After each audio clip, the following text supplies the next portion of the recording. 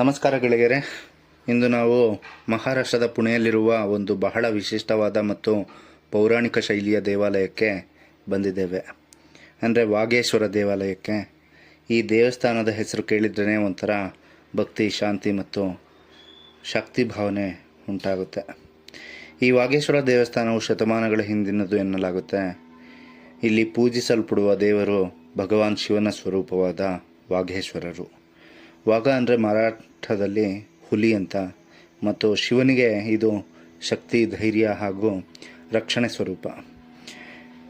ಹಳೆಯ ಕಾಲದಲ್ಲಿ ಈ ಭಾಗದಲ್ಲೊಂದು ಅರಣ್ಯ ಇತ್ತು ಮತ್ತು ಅಲ್ಲಿ ಒಬ್ಬರು ಋಷಿ ಕೂಡ ಇದ್ದರು. ಶಿವನ ಆರಾಧನೆ ಮಾಡ್ತಾ ಇದ್ದಂತೆ. ಅವರ ಭಕ್ತಿಯಿಂದ ತೃಪ್ತರಾದ ಶಿವನು ವಾಗೇಶ್ವರ ರೂಪದಲ್ಲಿ ಇಲ್ಲಿ ಪ್ರತ್ಯಕ್ಷರಾದಂತೆ. ಆ ಕಾರಣದಿಂದಲೇ ಈ ಸ್ಥಳಕ್ಕೆ ವಾಗೇಶ್ವರ ಎಂದು ಹೆಸರು ಬಂತಂತೆ. ದೇವಾಲಯದ ವಾಸ್ತುಶಿಲ್ಪ ತುಂಬ ಸುಂದರವಾಗಿದೆ.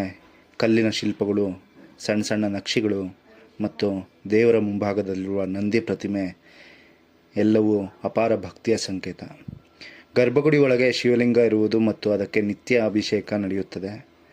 ಮಹಾಶಿವರಾತ್ರಿಯಂದು ಅಲ್ಲಿ ಸಾವಿರಾರು ಜನ ಭಕ್ತರು ಬಂದು ಶಿವನ ಆರಾಧನೆ ಮಾಡ್ತಾರೆ. ಅಷ್ಟೇ ಅಲ್ಲ, ಪ್ರತಿ ಸೋಮವಾರ ಇಲ್ಲಿನ ಆರತಿ ನೋಡೋಕ್ಕೆ ತುಂಬ ವಿಶೇಷವಾಗಿರುತ್ತೆ. ಮುಖ್ಯವಾಗಿ ಮಹಾಶಿವರಾತ್ರಿ, ಶ್ರಾವಣ ಮಾಸ ಹಾಗೂ ಕಾರ್ತಿಕ್ ಮಾಸದಲ್ಲಿ ಇಲ್ಲಿ ದೊಡ್ಡ ಉತ್ಸವಗಳು ನಡೆಯುತ್ತವೆ. ಸ್ಥಳೀಯರು ಹೇಳೋ ಪ್ರಕಾರ 18ನೇ ಶತಮಾನದಲ್ಲಿ ಇದು ಪ್ರಾರಂಭ ಆಗಿದ್ದು ಮತ್ತು ಅನೇಕ ಬಾರಿ ಪುನರ್ನಿರ್ಮಾಣ ಕೂಡ ಆಗಿದೆಯಂತೆ. ಇಲ್ಲಿ ನೀವು ಕಾಲಿಡ್ತಾ ಇದ್ದಂತೆ ಏನೋ ಒಂಥರ ಶಾಂತಿ, ಒಂದು ಭಕ್ತಿ, ಒಂದು ಶಕ್ತಿ ಮನಸ್ಸಿನಲ್ಲಿ ತುಂಬಿಕೊಳ್ಳುತ್ತಂತೆ. ದೇವಾಲಯದ ಸುತ್ತಮುತ್ತಲಿನ ವಾತಾವರಣ, ಶಂಖಧ್ವನಿ, ಧೂಪದ ವಾಸನೆ ಎಲ್ಲವೂ ಭಗವಂತನ ಸಾನ್ನಿಧ್ಯವನ್ನು ಅನುಭವಿಸುವಂಗಿರುತ್ತಂತೆ. ಒಮ್ಮೆ ವಾಗೇಶ್ವರ ದೇವರನ್ನು ನಂಬಿ ಪ್ರಾರ್ಥನೆ ಮಾಡಿದ್ರೆ ಯಾವ ತೊಂದರೆನೂ ಬರಲ್ಲ ಅಂತ ಅಂತಾರೆ. ಬಂದ್ರೂ ಅದು ತುಂಬ ಚಿಕ್ಕದು ಅಂತ ಅನಿಸುತ್ತಂತೆ.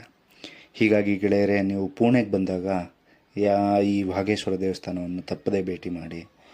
ಸಿಗೋಣ ಮತ್ತೆ. ಫಾಲೋ ಮಾಡಿ ಇದೇ ಥರ ವೀಡಿಯೋಗೋಸ್ಕರ.